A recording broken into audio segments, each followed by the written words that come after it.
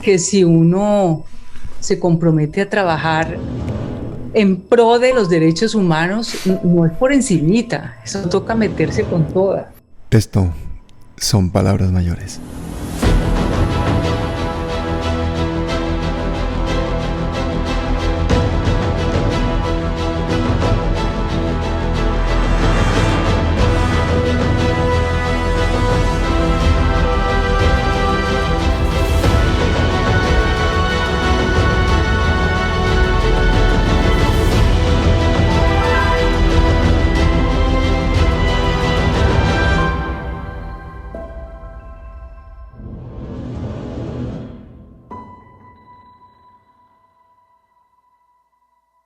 Que no era así de light, de simplemente decir, ay Pablo, dame trabajo ahí en tu canal, sino que no, se trata de poner el cuerpo, poner el tiempo de uno, todo, es decir, Oye, pero te estamos explotando porque mira, la primera fue esa entrevista, ¿no? Encontraste el canal no sé cómo, entramos en contacto y pum, ese día de de esa entrevista, tu debut, declaración de intenciones, afinidades y ya echamos directamente a andar con un conversatorio ni más ni menos que con un candidato presidencial, pues denunciando toda la locura esta de la dictadura colombiana, ¿no? Eso fue, vaya comienzo.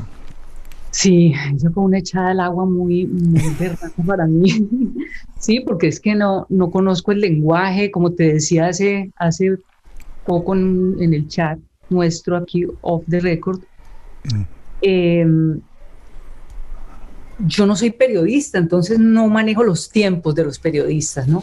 Como eso que tienes tú, que es tener los cinco sentidos ahí, está el corte con lo que están diciendo los entrevistados. Yo a veces me prendo de una palabra que me llama la atención o de una expresión, vuelo un rato y después vuelvo a la entrevista y yo pienso que esas son cosas que un periodista de verdad, un entrevistador no Sí, piensa. hombre, yo creo que todo es válido en la defensa de los derechos humanos. El que hay gente que no seamos periodistas como tú y como yo resultemos en un medio de comunicación que nos inventamos nosotros mismos formatos para darle voz a senadores que están perseguidos, a líderes sociales, a víctimas, yo creo que es todo válido. Esa es la lucha de David contra Goliat. Nadie Sí, nos pero paga, nadie nos obliga, ¿no? nosotros qué pitos tocamos hoy hablando nosotros dos solamente. No, yo creo que muchos, porque a mí el proceso que estamos haciendo me parece muy valioso. De hecho, le parece valioso a mucha gente. Tienes que ver los comentarios. Yo normalmente no veo los comentarios del canal, o veo muy poco, porque me parece que poner uno lo que está haciendo o medirlo con el aplauso de la gente es tan peligroso el elogio como la crítica. Y en la Sí, defensa de derechos humanos hay que tener una resiliencia muy grande porque vas a enfrentarte precisamente con el poder. Entonces vas a tener que recibir palos por todas partes. Mira esa entrevista, esa conversación, ¿cómo se llama? La rejuntancia tuya con Yolanda Perea Mosquera, ¿no? a mí me pareció muy valiosa tu propuesta de ponernos las dos a conversar y que se viera el calibre de mujer que es ella, su inteligencia, ese don de palabra que tiene, ese carisma para comunicar, ¿no? Que se viera esa mujer avasalladora, como también lo permitiste en la entrevista que hiciste con ella, pues a mí eso me pareció ya suficiente, ¿no? Desde luego que si empiezo yo a compararme, pues yo digo, me da sopa y seco esa señora a mí. Yo, digamos, no sé hablar todavía como una activista, ¿me entiendes? Digo, ay, me encantaría hablar como hablas No, pero tú. venga para acá y verá que aquí, vea. Aquí aprende a la frente. De una. Y la visibilidad que les damos a los líderes sociales redunda en su seguridad, que también es otra cosa muy importante, ¿no? Porque toda la Fíjate que gente ya yo sabe hubiera qué hacen. pensado, yo no sabía que eso constituía una ayuda para ellos, el que sean visibles. ¿No tienes protección de parte del Estado? ¿No tienes un esquema de seguridad? No, señor, nada de eso. No ha habido ninguna protección. Muchísimo, muchísimo. O sea, una ayuda en el sentido de su seguridad, no solamente por lo que tengan que decir. Pero, por ejemplo, la chica de Palmira, en la que le ayudamos a denunciar que el SMAT los iba a desalojar, que eso podía haber sido una masacre. dada la historia de lo que está pasando en este momento en el Valle del Cauca, nos mandó un mensaje y me ha llamado y hemos hablado estos días y me ha dicho, es que mira, la gente, incluso cuando voy a Palmira ya no me cobra el billete, el del autobús, la gente me colabora, me dicen que qué necesito, que qué quiero, que qué bien, que no sabían que yo ayudaba a la comunidad, que estaba tan interesada, me están llegando apoyos por todas partes por ese vídeo minúsculo en que le hemos dado un poquito de voz para que ella denunciara eso. Y lo más importante, las autoridades, la alcaldía, toda la gente que está allá se ha enterado de que esa situación era pública, porque ese video ha circulado pues, por todas partes. Entonces se han pensado la cosa 2 veces y no los han desalojado y los han llamado a sentarse a negociar. Entonces también creo que todos esos son pasitos en los que tú te das cuenta que realmente existe la posibilidad de ayudar, que lo importante es no quedarse cruzado de brazos. Bien, pues sí, si eso está pasando, estoy muy feliz entonces de poder colaborar. Oye, y hubo un comentario que de alguien que te conoce mucho que dijo que a Yolanda la estaban cooptando los de Rosa Blanca, que es una asociación que ha sido instrumentalizada por el Centro Democrático, etcétera, etcétera. Inmediatamente esto lo dijimos a Yolanda, pues hizo un vídeo que lo voy a poner para que la gente lo vea, desmarcándose totalmente de eso, ¿no? Soy Yolanda, líder social defensora de derechos humanos, hago parte de las mesas de víctima, no hago parte de Rosa Blanca, no hago parte del Centro Democrático, soy coordinadora de la campaña nacional Arrópame con tu esperanza, soy una víctima directa del conflicto armado, he sufrido violencia sexual, un aborto, el asesinato de mi mamá, desplazamiento forzado, el asesinato de muchos otros familiares, amenazas constantes. Y por eso tengo la voz y la postura que tengo frente a que si mi madre dio la vida por mí, no me puedo quedar callada frente a todas las atrocidades que he vivido y que muchas otras víctimas han vivido. A raíz de esto es hacerle la invitación a que respetemos las diferencias y las formas de pensar de cada persona y que trabajemos en medio de esa diversidad social, cultural y política, y que sigamos hilando la vida, que sigamos arropando la esperanza de que juntos podemos construir un país mejor. Este es el momento, si no es ahora, entonces ¿cuándo? Agradecerle a Palabras Mayores por permitirnos colocar la voz aquí, a Margarita por permitirnos ese diálogo. Ya estamos recibiendo llamadas de muchas personas que se quieren sumar a seguir hilando con nosotras, a seguir entretrenzando las palabras, pero sobre todo arropando la esperanza de que es importante la memoria para que no tienda a repetirse en un país tan diverso como Colombia. Este es el momento, si no es ahora, entonces ¿cuándo? Nosotras ya estamos listas. ¿Y tú? ¿Para cuándo? Ahí se ve, ¿no? La honestidad de ella. Precisamente la columna que quiero leer hoy habla de algo que pasa con Yolanda y con ciertas personas que comunican una verdad de ellas mismas, ¿no? No solamente con sus palabras, sino con el tono, con la música de las palabras. Fíjate, eso es un peligro muy grande para un líder social. Muy que grande. crean que lo están instrumentalizando.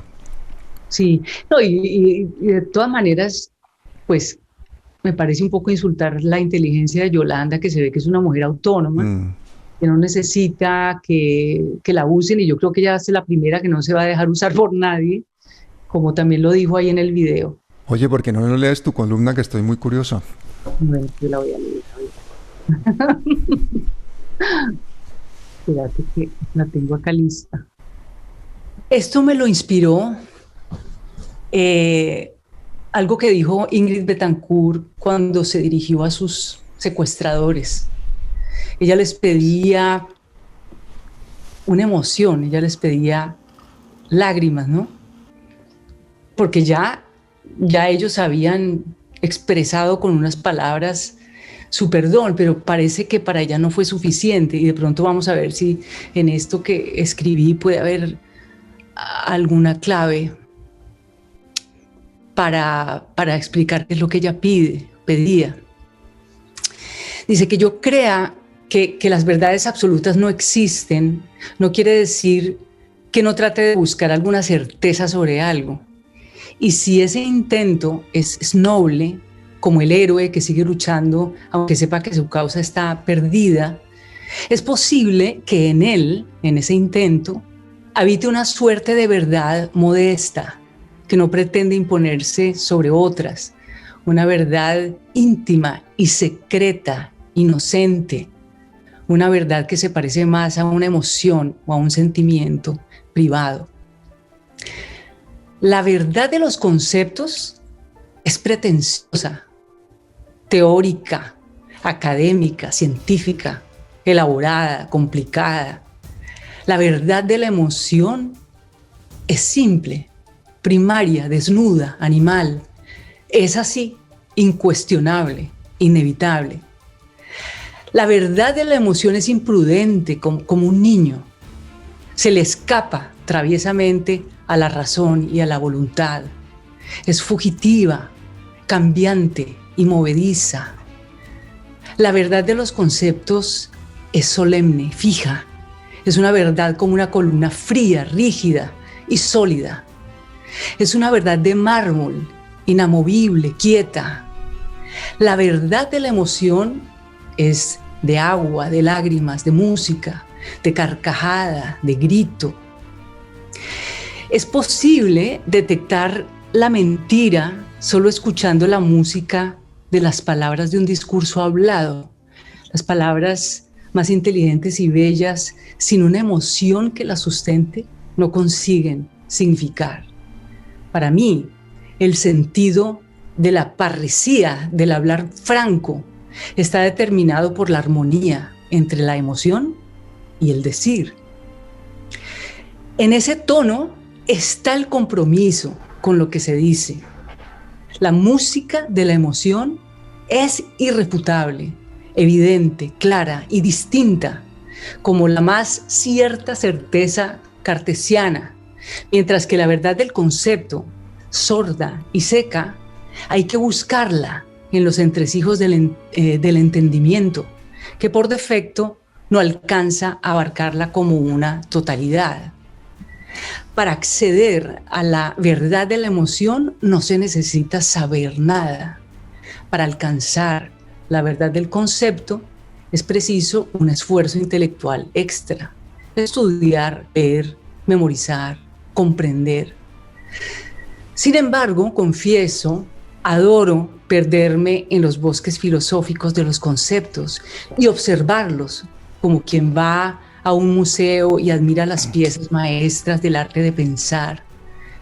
Aunque tales esculturas no sobrevivan como verdades sagradas, no dejan de fascinarme, pues aún las teorías filosóficas más rebuscadas y complejas surgieron del asombro más primario, de la curiosidad fundamental del niño, de una emoción perpleja ante el misterio estremecedor que es en sí ser.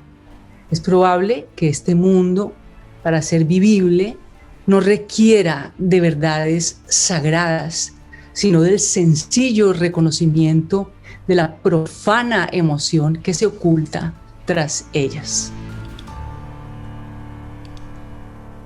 Totalmente identificado con esa necesidad de que la verdad vaya acompañada de emoción, realmente de arrepentimiento, ¿no? Todos estos políticos que, como tú le dijiste alguna vez no sé si fue a Petro, a quien que le dijiste, y oiga, ¿y cuándo van a pedir perdón? Yo también le he dicho esto a varios, ¿y ustedes cuándo piden perdón? ¿Cuándo se arrepienten de algo que hayan hecho? ¿Cuándo demuestran esa humanidad, no? Y que la demuestren con la emoción, porque es que por eso recuerdo las palabras de Ingrid, no lo fue suficiente con las palabras, eso tiene que estar soportado por un sentimiento. Entonces, digamos, cuando uno ve este chasco que le pasó al defensor del pueblo, uno dice, salió mal, ¿no? En ese envío que me produce todavía tanta risa.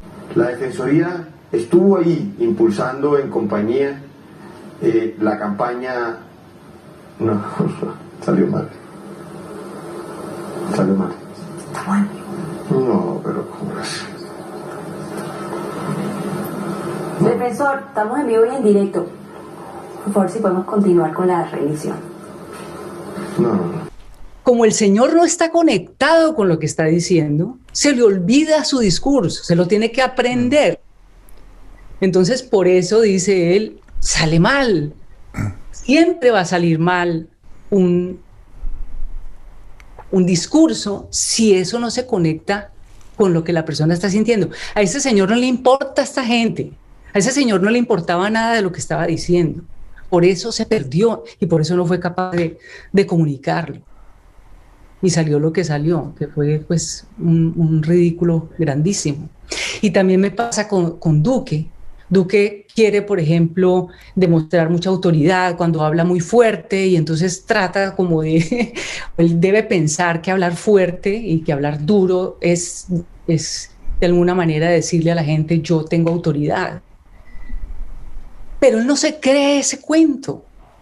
O sea, como no la tiene de verdad, como la autoridad no la tiene, no la puede comunicar con una emoción genuina. Entonces, por eso a muy pocas personas nos llega cualquier cosa que diga Duque, porque está demasiado libreteado, no se ve que esté sintiendo nada. Yo dudo mucho de toda esta gente que está tan segura de las cosas, esta gente que afirma con rotundidad todo, que no se atreve a dudar. A mí me produce muchísima desconfianza. Me parece mucho más real, mucho más genuino la gente que se atreve a dudar. Porque entre otras cosas, la lucha por el poder es la lucha por la verdad. Por eso una buena parte del ejercicio del poder es crear esa ilusión de que representa la verdad. Por eso se acerca tanto a la ciencia, porque la gente piensa que la ciencia es neutral. Y es que realmente detrás de la ciencia está el poder. Margarita, tú sabes que en Colombia la educación ha sido siempre una herramienta de exclusión social y de dominación. Pues sí. Porque el conocimiento es poder. Y la ignorancia, por el contrario, es un arma paralizante muy efectiva. Y las armas más efectivas son las más silenciosas y las más baratas, como por ejemplo el hambre. Pero cuando realmente triunfa el poder, es cuando parece que no hay poder. Cuando la gente se autodisciplina y se somete sola, a través de la cultura. Porque es cuando entonces se perpetúa un sistema y la gente no se da cuenta. Ya sea por ignorancia de verdad y por falta de oportunidades, o por oportunismo, como le pasa a tanta gente, que simplemente miran para otro lado porque se benefician pues, de todas esas desigualdades y de todos esos privilegios que crea el poder. Y el paradigma de todo eso es el neoliberalismo, que se vendió como una gran verdad y la gente lo defendía y votaba a ese tipo de políticos. Creía que iba a sacar a millones de personas de la miseria y lo que pasó fue exactamente lo contrario. Empobreció a países enteros, concentró más riqueza en menos manos. Y cuando la gente se dio cuenta de la estafa, salió a protestar. Y en la calle la esperaba la policía a tiros. La policía pagaba con sus propios impuestos. Y es que la gente terminó defendiendo los intereses de la gente que los oprimían gracias al neoliberalismo. Pensaban que esa era la solución, ¿no? Y ahora se lamentan. Pero yo creo que por eso es que hay que hacer pedagogía. Porque yo creo que todavía hay mucha gente que no ve realmente el peligro detrás del neoliberalismo. Y yo creo que a la gente le deberían saltar todas las alarmas con cualquier político que defienda principios neoliberales. O sea, gente como Fajardo, como Claudia López, como Peñalosa, como Uribe, como Santos, como Duque. Porque el común denominador de toda esa gente es que sirven a grandes poderes económicos. Y el problema en Colombia es que el modelo neoliberal se hunde igual que en el resto del mundo. Pero aquí lo quieren solucionar con un problema mayor, que es el fascismo. Y por eso es que la gente sigue en las calles. Porque no se trata de escoger entre lo terrible y lo espantoso, sino de luchar por la libertad. Por eso es tan importante hacer pedagogía. Entonces sí que coincido totalmente contigo en la lucha por la verdad, en la verdad genuina, pero hay que advertir a la gente que dude mucho de esas verdades que tienen, porque muchas de esas se las han formateado. Sí, yo pienso que cuando uno se convence completamente de algo, hay que empezar a desmontarlo inmediatamente. Y que la búsqueda de la verdad sea solo búsqueda, no sea encontrarla. Creo que es mucho más sano pensar que uno tiene que deconstruirse permanentemente, desmontar los principios pararse en una estación, funcionalmente actuar con eso y luego buscar otros. Quiere decir que uno tiene que como sobreaguar eso para que siempre haya movimiento, ¿no? Y que la preocupación sea más por estar en la búsqueda, en la noble búsqueda de la verdad y no llegar a ella, porque yo no creo que jamás la alcancemos. Me preguntaste por WhatsApp, oye, ¿qué opinas de lo de que Petro quiera, qué era lo que quería Petro? Ah, sí, que el Banco de la República imprimiera más billetes, ¿no? Para ayudar a la gente con el COVID. Que tú decías es que muchas veces las explicaciones que dan los economistas de derecha de ese tema concreto, pues que son mucho más convincentes. Y me citaste a un economista pues muy prestigioso y muy famoso y con estudios increíbles y todos los títulos del mundo. Y cuando tú me dijiste el nombre de ese economista, a mí me saltaron todas las alarmas. ¿Quieres que contemos eso? ¿Puedo contar eso? Claro, cuéntame, ¿sí? Claro. Porque además me pegué luego de Luis Fernando Velasco, que sí me lo explicó mejor, porque a los que no entendemos de economía, sí. Pues para los que no entendemos era importante esa explicación de él, y esa fue la que publiqué en Twitter. Claro. Pues yo creo que, a ver, el tema es que Petro quería que el Banco de la República imprimiera más billetes para ayudar a las familias con COVID, ¿no? Entonces la lógica de Petro es, pues eso se ha hecho en Estados Unidos y en Europa, claro, que hay bancos centrales mucho más potentes. Y, claro, inmediatamente le cayó todo el mundo encima porque sé que se iba a disparar la inflación, etcétera. Y la lógica de Petro era que era preferible que Colombia se endeudara con el Banco de la República a un interés cero y no con bancos internacionales a intereses altísimos. De hecho, Colombia, el 30% casi del presupuesto nacional se va en pagar la deuda y la mitad de ese dinero es en pagar solo intereses. O sea, la lógica es contundente. Pero Petro puede estar equivocado y podía haber estado equivocado y a pesar de que es economista, pues puede haber metido la pata. Imaginémonos que metió la pata. Pero los que contradicen a Petro, por ejemplo, me dices, es que Juan Carlos Echeverry dice que no sé quién, que es un economista famoso. Y yo, Juan Carlos Echeverry, este tipo me suena, ¿de qué me suena? ¡Pum! Google. Miércoles, Juan Carlos Echeverry, el expresidente de Ecopetrol, el que liquidó Ecopetrol, el patrimonio más importante de los colombianos. Fue un pésimo gestor. Durante el paso de ese hombre por Ecopetrol, la acción cayó 35% en la bolsa de Nueva York. Se dedicó a malvender, por ejemplo, Propilco, que es ahora esencia a pozos petroleros productivos. Es decir, realmente hizo mucho daño económicamente. Lo calculan su gestión en una pérdida patrimonial de 2,5 billones de pesos para el país. Y este es ese señor el que sale a contradecir a Petro por una medida para ayudar a la gente pobre en la epidemia de COVID. O sea, aunque tenga toda la razón del mundo en su razonamiento económico y técnico, para mí no tiene ninguna credibilidad una persona con ese pasado, ¿no? Me parece que precisamente el peligro es que no sabemos muchas veces qué verdad nos están contando, pero cuando vemos quién nos la están contando, sí entramos a dudar. A mí me dicen que Claudia López, que no sé qué, que sí sé cuándo, cuando yo estoy convencido que Claudia López es una neoliberal. Invito a todo el mundo una vez más a ver la entrevista que le hago a Carlos Carrillo, que se llama Bogotá, que él es concejal de Bogotá y él hace un análisis de todas las cosas que está haciendo Claudia López en la alcaldía. Y hay cosas muy graves, es el mismo modelo neoliberal de Peñalosa. Entonces, de allí en adelante toda su gestión para mí va muy entrecomillada y yo tengo todo el derecho a dudar de una persona que defiende grandes intereses. Entonces, seguimos con el tema de la verdad, pero ese hecho de que tú, porque una persona tiene muchas calificaciones o tiene mucha fama o es muy rico, entonces tiene la razón, esa es la famosa falacia del consecuente.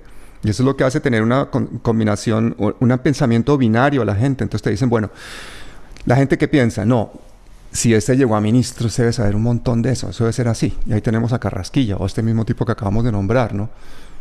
No, no necesariamente. O cuando te dicen, si A, entonces B. Como es muy preparado, ha sido ministro, pues entonces debe ser un experto en eso debe ser así. No, porque por la misma regla de tres te dicen, ni Petro ni Uribe. Están poniendo pues en la misma balanza dos cosas que no corresponden, que no se pueden analizar en una misma balanza, pero que el objetivo es que ni Petro ni Uribe es Uribe. El hecho de que tú descartes a una de esas dos posibilidades haciendo una relación falsa Yo creo que es que tenemos que hacer una separación entre la verdad factual, la verdad funcional y la verdad y pensar la verdad en términos filosóficos, porque si uno la piensa en términos filosóficos, pues uno sabe que no hay verdad posible, por lo menos así lo veo. Pero lógicamente que nosotros estamos en un mundo y en una realidad que funciona bajo unas normas y de acuerdo a la manera como funcionamos en el mundo, pues hay unas leyes, hay cosas que pasan y gente que es testigo, cosas que pasan y que puede comprobar, y está el concepto también de evidencia. Todo eso yo pienso que es como hablar de verdad en diferentes planos. Vamos, cuando tú dijiste la búsqueda de la verdad está intensamente ligada con la búsqueda del poder. Y con esto quiero decir es que el poder nunca va a dejar de existir, además porque nosotros mismos estamos constituidos por el poder. Hay relaciones de poder en todo lo que hacemos. Pero también hay que mirar cómo se puede ejercer ese poder. Digamos, el poder de la ciudadanía, aquí en este país no lo conocemos.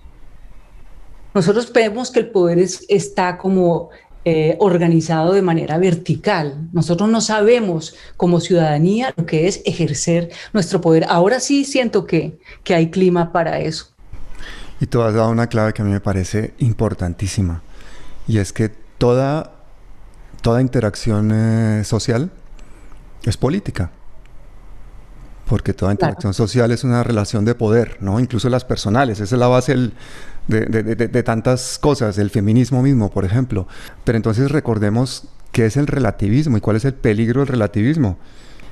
Nos parece bueno porque lo deseamos. Es decir, tú justificas en tu zona de comodidad pertenecer a un grupo. Es difícil dejar de pertenecer a un grupo, sobre todo cuando son temas emocionales, de la infancia, de toda la vida, de la familia. Un gran problema que tienen muchos de los jóvenes que están manifestándose en las calles en Colombia es que tienen que llegar a su casa muchas veces a discutir con sus padres, que sus padres no han estado educados por las redes sociales, no han tenido ese acceso a esa información y llevan 20 o 30 años viendo Caracol y RCN, la revista Semana y las versiones oficiales. Entonces, toda esa integridad, toda esa coherencia moral, todos esos códigos éticos, toda esa valentía que tienen que tener esos jóvenes en estos momentos en las calles, yo creo que se están construyendo en las asambleas, se deben construir en las asambleas, en los barrios, en sus grupos, porque en este momento lo que se está construyendo en Colombia es ideología. Y es muy importante, porque las palabras construyen sentido. O sea, no hay nada más determinante que el significado de las palabras y la forma como hablamos o como nos expresamos. Y a mí, por ejemplo, no me gusta mucho que en Colombia se usan continuamente expresiones de sometimiento al hablar, como de amabilidad, de hipocresía, eufemismos todo el tiempo. Todo eso distorsiona la percepción de las cosas, ¿no? Como que no llamamos a las cosas por su nombre. Mira, un buen ejemplo son los de los falsos positivos. Pero los jóvenes están cambiando esos códigos de expresión. Y esos códigos de expresión en nuestros padres, incluso en nuestra generación, nos han deformado el raciocinio de nuestro día a día. Necesitamos nuevamente crear irreverencia, dejar esa forma minimalista de pensar las cosas como si la realidad fuera una caricatura. Tenemos rápidamente que etiquetar a la gente. O es petrista, o es uribista, o es no sé qué, o es no sé cuándo. Somos muy minimalistas en las ideas, pero luego somos muy barrocos en las expresiones los colombianos.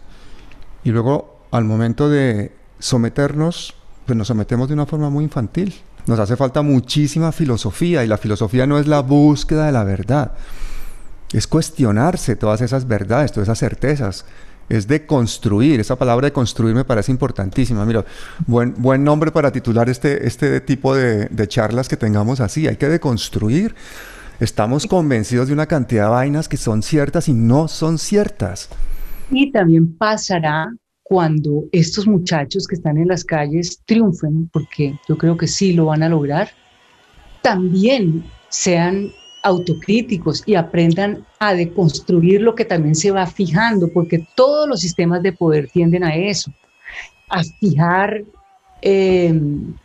estructuras, a fijar palabras. Todo eso digamos, ellos mismos tienen que estar también abiertos a los cambios que sucedan, porque a veces en esta sucesión de poderes el miedo que a muchos nos da es que el que se sube, pues así tenga otra ideología, pues tiene un poco la misma manera de operar, ¿no? Y tiene la misma resistencia, la misma prevención a los cambios que también la misma sociedad va a dictar. En la columna que yo hablé de un término que a mí me encanta y que lo aprendí cuando escribía en El Tiempo, es el de la parresía, que quiere decir hablar franco, hablar sin ambajes, hablar asertivamente, y no solamente asertivamente, sino con el don de la ocasión, en el momento preciso. Nosotros no estamos acostumbrados a hablar así, y los colombianos somos mucho de diminutivos también, y de estar ocultando el verdadero nombre de las cosas, como si fuera indecente nombrar las cosas sin arandelas, ¿no? Yo sí creo que los muchachos nos están enseñando eso, los jóvenes. Y otra cosa que nos están enseñando también, hay 8 millones de colombianos en el exterior. Eso es brutal. Dentro de Colombia está el mayor número de desplazados que hay en este momento en un país en el mundo, 7 millones de personas. Y todo porque el poder más eficiente es el que no se ve. El poder que realmente domina es el que domina desde la sombra, ¿no? El que tiene, pues, títeres que parezcan líderes con voluntad propia, que crean complejas estructuras para que no sepamos dónde están, ¿no? Estructuras como la que tú te revelaste en El Tiempo con tu columna contra Luis Carlos Sarmiento. Pero claro, esas estructuras nos sirven para que tengamos la sensación de que podemos movernos. Entonces tenemos países con constituciones que no se cumplen, empresas con organigramas, que ya sabemos cómo se dan los puestos, partidos políticos con programas que tampoco se cumplen, y con el poder oculto tras esa maraña de estructuras interpuestas, pues no sabemos ni quién nos dirige, ni contra quién hay que pelear muchas veces. Y esas estructuras nos crean unas seguridades y unas ilusiones que son muy peligrosas, porque nos hacen pensar que podemos elegir, cuando en realidad el solo hecho de elegir dentro de esos marcos ya nos aprisiona. Te dan a elegir entre lo terrible y lo espantoso, ¿no? Y el hecho de que lo hagamos por voluntad propia, pues ya nos condena, porque entonces ya, pues, estamos dando nuestra autorización. Nosotros mismos autorizamos que nos roben el consentimiento. Es que si tú te lo pones a pensar, es muy berraco. A la gente la están matando en las calles con balas que han pagado con sus impuestos. Es así de claro. No, y sabes que el poder más peligroso es el que no se ve. Digamos, para uno es más fácil odiar a Uribe y odiar a Duque, pero el poder que ya está inscrito en la vida cotidiana de uno, es decir, cuando uno ya se siente que está atrapado en ese sistema de poder, que ya no se necesita que den la orden, sino que ya las matanzas, este instinto asesino sale de los mismos, de la misma gente, y no necesita que nadie arriba le mande nada. A mí eso me parece mucho más peligroso, cuando uno no reconoce ya quién es el poder, sino que uno ya lo tiene como instalado en su organismo, en su cuerpo. Yo creo que es importante que construyamos esa idea que tenemos de país, de política, que dejemos de creer que hay una verdad única. Porque una verdad única no es democracia. La democracia es la diferencia, la diversidad. El decir, claro, no pienso como tú y no defiendo tus ideas, pero defiendo tu derecho a pensar diferente como tú defiendes el mío. Y entonces ya veríamos las cosas de otra forma, pues yo creo que un poquito diferente. Nos permitiría al menos hablar de paz, porque realmente la verdad no existe. Son todo interpretaciones. Esta gente que está matando a otra, está matando convencida que está matando porque está defendiendo algo que merece la pena, o porque es una causa justa, o porque se lo quieren robar, o porque es suyo, pero están creyendo que esa es su verdad. Y todos son construcciones mentales. La religión, la filosofía, los sistemas políticos, las empresas, los países, todos son construcciones mentales, ideas que funcionan porque un montón de gente las acepta. La política, por ejemplo, se presenta como, pues, el nombre del bien, de la justicia, la verdad, cuando realmente lo que nos quiere es someter. Y cuanto más te autoidentifiques con el poder y con el bien, pues más peligroso eres, porque más vas a negar al otro, al que piensa diferente, a la otredad que llaman, ¿no? Ya fácilmente lo vuelves un enemigo. Por eso creo que hay que deconstruir la política tal como la conocemos en Colombia, al menos la política partidista, porque los partidos se han convertido en agencias de empleos para la familia y para los amigos, y para sitios desde donde se saquea al país. Todo eso hay que desmontarlo. Yo creo que los que nos quieren someter a esos intereses están muy cómodos, tan cómodos que han metido la pata fuerte y se han pasado de la raya, y la sociedad ha contestado de una forma contundente a pesar de esa diferencia increíble entre fuerzas, porque eso sigue siendo David contra Goliat. Puta, es que ahí es cuando se me dan las palabras, mami. Primer hijo de puta. Oye, primer hijo de puta que te oigo en una entrevista, Margarita, muy bien. Podemos batir el récord. Yo con este tipo, con Benedetti tuve 37 hijos de putas. A ver, si quieres, un día hacemos el récord. Yo soy mal habladísima. El conflicto, una cosa, que el conflicto nunca va a dejar de existir. Cuando estabas hablando del tema de pensar distinto, hay que saber que el ser humano es conflicto. El solo hecho de uno nacer y luego tener que ser consciente de que se va a morir, eso es de las cosas más berracas que le puede pasar a uno. Saber que uno nació para morirse, con eso tenemos para que la vida nuestra sea una contradicción constante, una agonía.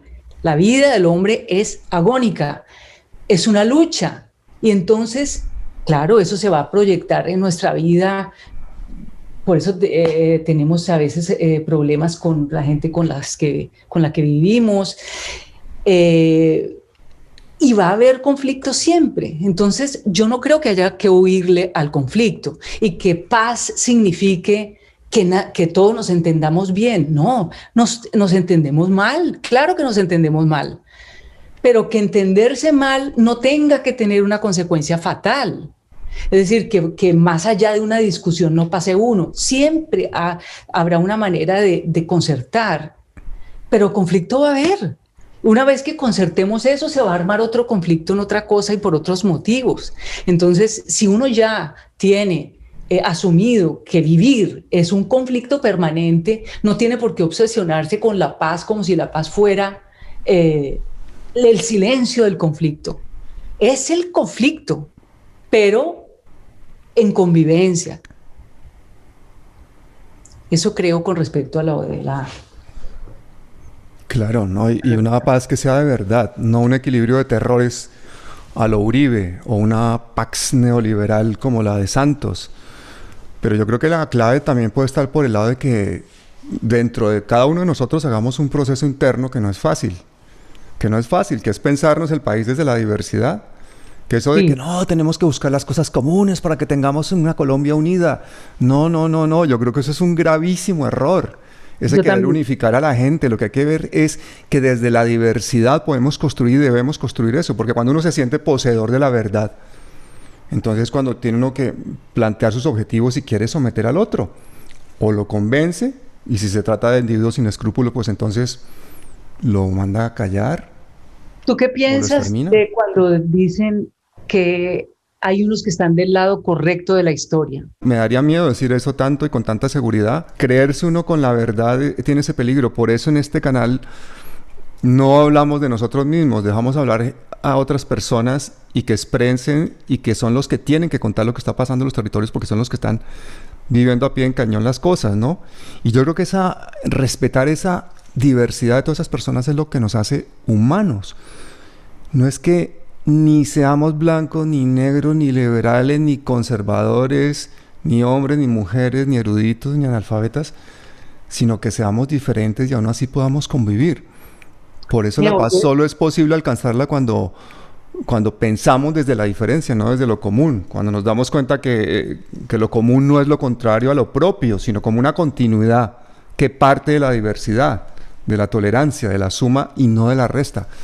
Porque nadie sobra, porque nadie es menos, porque nadie gana si alguien pierde, porque en esa lógica entonces no tendríamos políticos mesías, sino personas que lideran desde atrás, porque estarían donde más se necesita su conocimiento y su carisma, que es donde están los más frágiles, pero frágiles que deben tener las mismas oportunidades que tenemos los demás. Lo que tendríamos que hacer es pensarnos ese país como si se tratara de una carrera de esas de equipo, y en que hasta que no llegue el último no gana el equipo.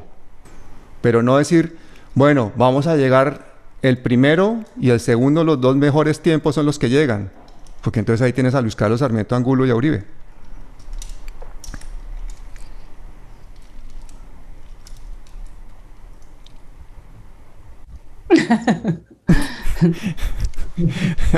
A veces me quedo sorprendido de los silencios que son tan necesarios, ¿no? Pero no, en este caso no. Fíjate que los silencios son incomodísimos. La gente no resiste, y por eso yo digo que no sirvo para los formatos de entrevistas ni de radio ni nada de eso, porque el silencio es inconcebible. Bueno, Margarita, voy a hacer una pregunta a la gente que está oyendo esta entrevista. Por favor, en los comentarios, preguntémosle a la gente si tú sirves para hacer entrevistas. A los que han visto la entrevista que le has hecho de conjuntancia a Yolanda, por favor. Voy a contar una cosa también de entre bambalinas. Hubo un comentario que a ti te molestó de la entrevista que le hiciste a Yolanda. No sé cuántos comentarios hay, el 99% son buenísimos, 99,9 diría yo. Y una persona dijo, ¿sí ven? Ya están volviendo a este canal una vaina a la farándula. Este tipo va a terminar como Vicky Dávila. Te va a pesar con tu canal, ¿sabes? No, ¿cómo que pesar? Yo digo que este canal que es impecable, porque además, ya que me he conectado con personas que te seguían antes, y dicen, mire, ese canal es exquisito, es todo desde cómo se producen las cosas, de cómo las presenta, hasta el tono de la voz de este señor. Todo es impecable aquí en palabras mayores. Entonces yo digo, ahorita yo qué hago aquí de intrusa. O sea, si yo sirviera tinto, mientras vos hablas con tus invitados, yo sería feliz. ¿Me entendés? Y si eso va a servir para algo, y hacer de mensajera y de megáfono, pero... Y te dije, si hay líderes sociales en los territorios jugándose la vida, viviendo con comunidades muy pobres, y lo mínimo que podemos aguantar nosotros es críticas y comentarios malos. Concretamente en este canal hay muy pocos. De vez en cuando, pues sí, hay alguno que se cuela y dice alguna tontería. Pero para eso hay que hacer oídos sordos. Y el Twitter yo creo que es la máxima expresión de eso, ¿no? Del odio, de los malos comentarios y de todo eso. Pero si utilizamos las redes sociales como un megáfono, pues es diferente. Si las utilizamos como una cosa para escuchar, entonces ya se vuelve uno loco y además pierde mucho tiempo, yo creo.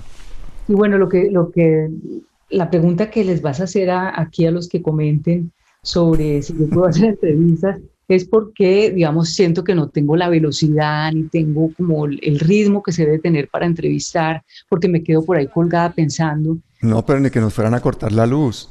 Pues si no, yo no sé. No sé, pero yo hubiera escogido ser periodista si yo sintiera que servía para eso, pero... Es que yo tampoco creo que hay que ser periodista para dejar hablar a la gente, y tú sabes escuchar. Mira, pero ¿tú qué piensas de esto que dicen algunos, de que no puede ser que las únicas opciones sean el que diga Uribe y Petro? ¿Por qué no hay otras distintas? Yo creo que hay muchas otras opciones distintas, y yo creo que la resistencia en Colombia tiene que ser creativa, y lo que no tenemos es que dejarnos confundir por el ruido. Yo creo, y es un ejercicio que yo invito a todas las personas a que vean el histórico de la gente por la que van a votar. Desconfíen de esos políticos neoliberales, desconfíen de esos que han estado con los grupos de presión más importantes del país, desconfíen de toda esa gente que ha estado dentro de gobiernos durante años y años y años, y luego dicen, no, es que yo no sabía que eso estaba pasando. Mira, mis amigas de derecha desconfían del histórico de Petro. Me dicen, pero es que ese señor fue guerrillero. O sea, yo no podré jamás votar por alguien que alguna vez fue capaz de empuñar un arma en nombre de la paz y en nombre del amor por la patria. Yo sí sería capaz. Y yo sería capaz si esa persona se ha arrepentido, si esa persona ha dejado las armas hace 30 años y durante esos 30 años se ha dedicado a luchar por la democracia y contra el paramilitarismo. Yo sí sería capaz. Yo sería capaz de votar por Petro o por cualquier otro candidato del pacto histórico. no sería capaz de votar por un candidato del pacto de la Alianza de la Esperanza, en el que ya directamente a uno de los candidatos le dice no, usted no. ¿Por qué? Sí, estoy de acuerdo contigo en eso. Bueno, aquí ya estamos haciendo campaña política y veníamos a ser filosofar. La filosofía para el carajo. Menos mal que ni tú vas a ocupar ningún cargo público, ni yo tampoco, ni nos interesa, ni queremos, ni sabemos. Por favor, yo no sé, también me dicen que es que a mí Petro me está pagando. Por favor, Dios mío.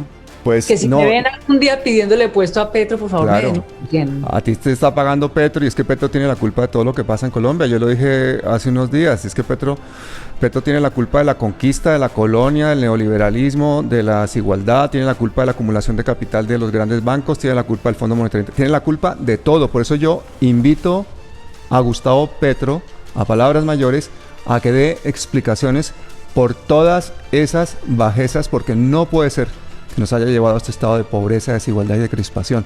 Gustavo Petro, por favor, dé la cara. Sí, y nos la va a dar. Muy eso buena. Espero.